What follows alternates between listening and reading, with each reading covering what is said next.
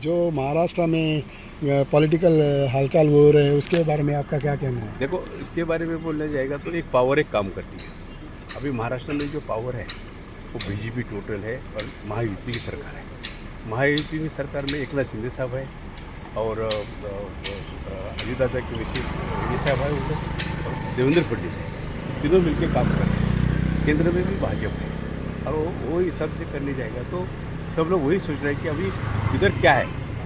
तो उद्धव ठाकरे के सबके पास तो अभी कुछ बचा नहीं, इसलिए उधर के एमपी एमएलए सब आ रहे हैं एकनाथ शिंदे के पक्ष में और वो मेजोरिटी बढ़ा रहे हैं उधर।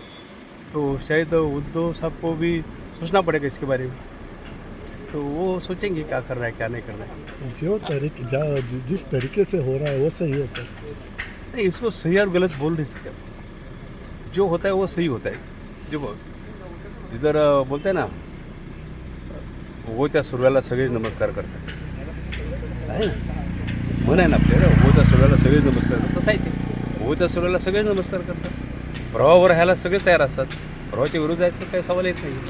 पण आता परिस्थिती उद्धव साहेबांची जी परिस्थिती आहे ती उद्धव साहेबांची परिस्थिती आता पोषक त्यांना वाटली नसेल, आता पुढं भवितव्य नाही आहे, त्यामुळे तिने एकनाथ शिंदे साहेबांच्या पक्षात प्रवेश करण्याचं ठरलं आहे। अजून झालेलं नाही आहे पण तरी झालं आहे, त्याचा फायनल झाला आहे। आपका कहना है कि आज का दिन अगर आपका है तो आप कैसा, अगर आगे का दिन उसका है तो उसके ऐसे साथ? सब जगह पे पॉलिटिक्स अभी बंगाल का आपने देखा क्या हुआ, तो वो हिसाब से होता है। जनरेशन जो है, देखो अकेला नेता कोई जाता नहीं है, उनकी जनरेशन के माध्यम से उनको क्या क्या करना है, क्या क्या सोच समझ के उनके साथ डिस्कस करके फिर डिसीजन हो जाता है। तो शायद पब्लिक से उनके कार्यकर्ता से डिसीजन चर्चा करके क्या होएगा उन लोगों को। आज जी प्रेस कॉन्फरन्स झाली संजय राऊत यांची, त्यांनी जे शब्द वापरले प्रेस कॉन्फरन्समध्ये असले शब्द वापरणे कितपत काय आहे म्हणू शकतो? तो दुपारी बोलायला लागला आता तो सकाळी बोलत होता तो आता दुपारी पण बोलायला लागला। त्या बोलण्यावर आम्ही लक्ष देत नाही पहिली गोष्ट।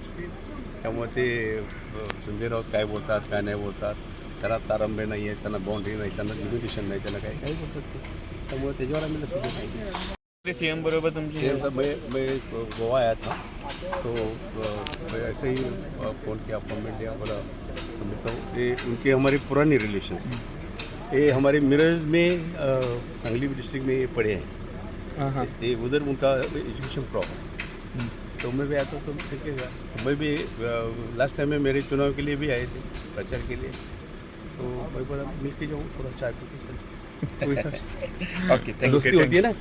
हाँ, ओके, धन्यवाद। थँक्यू।